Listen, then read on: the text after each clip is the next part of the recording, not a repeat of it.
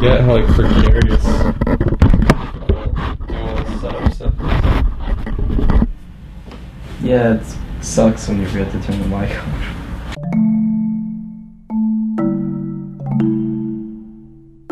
One of the things about these ultra-low budget films, which is kind of obvious, is that people have to wear many, many hats. We were it, like we had no other sort of producing team behind us. Especially the director, which is often, especially for first-time low-budget filmmakers, the producer, oftentimes the writer, oftentimes the editor, sometimes even the composer. It was hard, definitely, having so many jobs at once because, I couldn't just focus on the actors. I had to be like, the guy with the catering is supposed to show up at 4 and it's already 4:30 and people are starting to get hungry and cranky and stuff.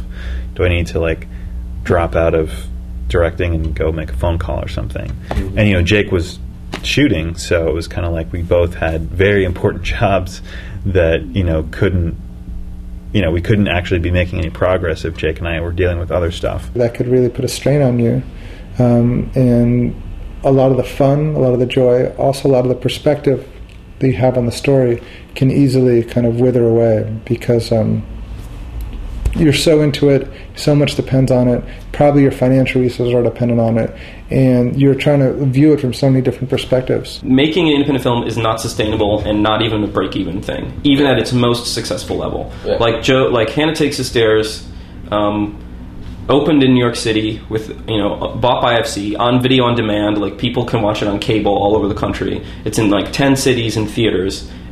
We were on the front page of the New York Times movie section. Joe can't pay his rent. I can't pay my rent. Yeah. No, we don't have any money. Usually when an independent film plays theatrically, they don't make their money back. I mean, it's kind of a huge success just to break even. And the main reason is you have to keep up with the advertisement of Hollywood. But with, it's called P&A, print advertising costs. Incredibly expensive. Like getting a little thing in a newspaper is, $5,000 or whatever it is. And you have to do that every day and blah, blah, blah. It's hard to stand out distribution-wise, and